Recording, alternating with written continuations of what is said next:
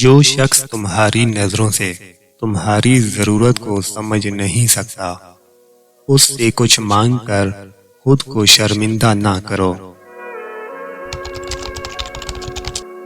مخلص رشتوں کو مجبوریوں میں بھی ضائع نہ ہونے دیں، کیونکہ مجبوری تو ختم ہو جائے گی لیکن رشتے نہیں جڑیں گے۔ میں ایسے معاشرے کو کیا نام دوں جہاں پہ فلموں ڈراموں میں موجود درد تکلیف پہ رونا آ جاتا ہے، مگر اصلی زندگی میں کسی کے دکھ درد کو ڈرامہ سمجھا جاتا ہے۔ اپنی زندگی کے بدترین دور سے گزرتے وقت ایک اچھی بات جو ہوتی ہے وہ یہ کہ آپ آخر کار ان لوگوں کے اصلی چہروں کو پہچان لیتے ہیں جن کا یہ دعویٰ ہوتا ہے کہ وہ آپ کی پرواہ کرتے ہیں۔ محبت کی راہوں پہ بچھڑنے والی اگر عورت ہو تو نئے راستوں سے مانوس ہوتے اسے دیر نہیں لگتی، لیکن مرد جہاں بچھڑتا ہے وہیں بکھر جاتا ہے۔ آج خود کو اتنا تنہا محسوس کیا جیسے لوگ دفنا کے چھوڑ گئے ہوں۔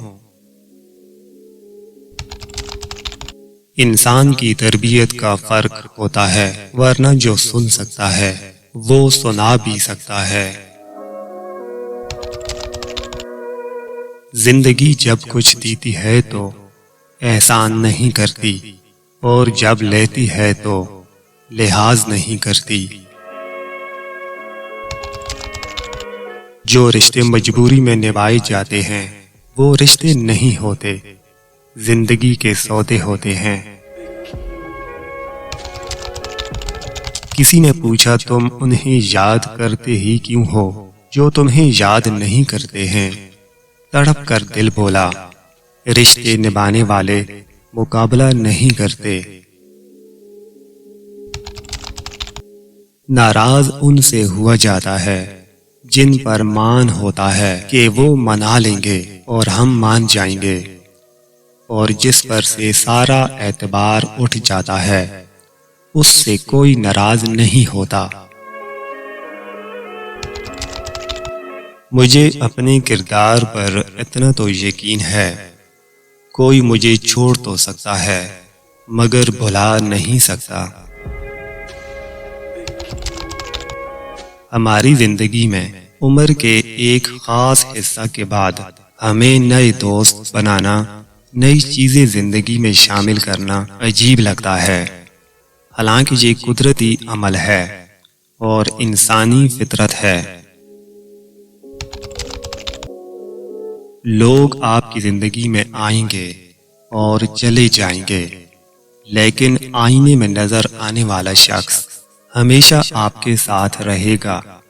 لہذا خود کو جانیں، خود کو پہچانیں اور خود کی قدر کریں۔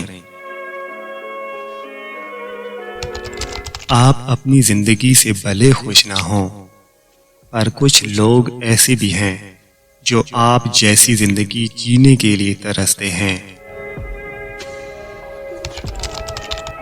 زمانے کے خراب ہونے کا شکوہ نہ کرو، بلکہ خود کو زمانے کی آلودگی سے بچاؤ، کیونکہ پاؤں کو گندگی سے بچانے کا ذریعہ جوتے پہننا ہے، نہ کہ پورے شہر میں قالین بچھانا۔